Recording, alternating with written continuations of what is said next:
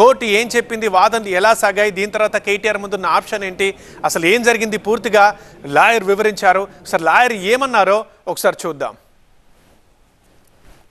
High court ముందు దాఖలు చేసుకున్న క్రిమినల్ పిటిషన్ అనేది కాంప్రిహెన్సివ్గా డిస్మిస్ చేయబడ్డది. అంటే దాంట్లో ఆయనకున్న మధ్యంతర ఉత్తర్వు, మధ్యంతర ప్రొటెక్షన్ ఏదైతే interim protection of not to arrest ఏదైతే ఉందో అది ఈ రోజుతో చెల్లుబాటు అయిపోయింది.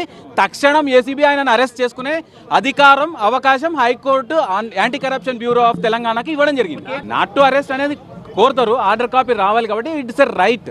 ఆయనకు ప్రొటెక్షన్ ఉంది, రేపు ఆయనకు నోటీస్ కూడా ఉంది. ఇన్వెస్టిగేషన్లో భాగంగా 9వ తారీఖు తారక రామారావు అనే వ్యక్తి, మాజీ cabinet minister, president of so called BRS and TRS party is to attend before the ACB. Me phone మరియు కెమెరాతో హై క్వాలిటీలో, అది కూడా ప్రొఫెషనల్గా వీడియోస్ తీయడం ఎలాగో నేర్చుకుందాం అనుకుంటున్నారా? అయితే ఫ్రీడమ్ యాప్ని డౌన్లోడ్ చేసుకోండి. ఖచ్చితంగా ఆయన దాఖలు చేసిన పిటిషన్ లోపభూయిష్టంగా ఉంది. క్వాష్ పిటిషన్ అంటే ఏదో చిన్నపాటి లోపం ఏదైనా దొరికితే కనీసం దాన్ని అనవసరంగా తన మీద రుద్దినప్పుడు అయితే మాత్రమే క్వాష్ పిటిషన్లు హైకోర్టుకు వస్తాయి. ఒక్కొక్క పోలీస్ స్టేషన్లోనే ఒక సంవత్సరానికి 200 నుంచి 300 ఎఫ్ఐఆర్లు అవుతాయి. అంటే అన్ని పోలీస్ స్టేషన్లు అన్ని కేసులు రావు కదా. ఇక్కడ దాఖలయ్యేది ఒక 1000-2000 క్రిమినల్ పిటిషన్ల కంటే కూడా ఎక్కువ ఉండవు.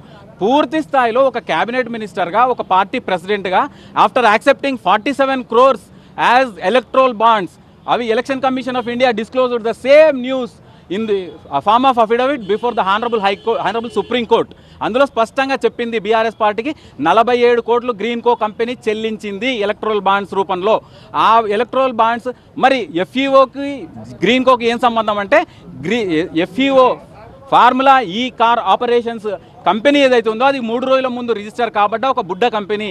అది కేవలం green Coke sister concern, daughter concern, దానికి సంబంధించింది కాబట్టి అక్కడ చెల్లించిన చెల్లింపులు మళ్ళీ వెనక్కు చెల్లించాల్సి వస్తుందని ఈ విధంగా 55 కోట్ల రూపాయలు అవినీతి అరెస్ట్ చేయకూడదన్న మధ్యంతర ఉత్తర్వులు, మధ్యంతర రక్షణ అనేది కొట్టివేయబడ్డది. పూర్తిగా ఆయన పిటిషనే కొట్టివేయబడ్డది. కాబట్టి what ever the interim orders gets cancelled.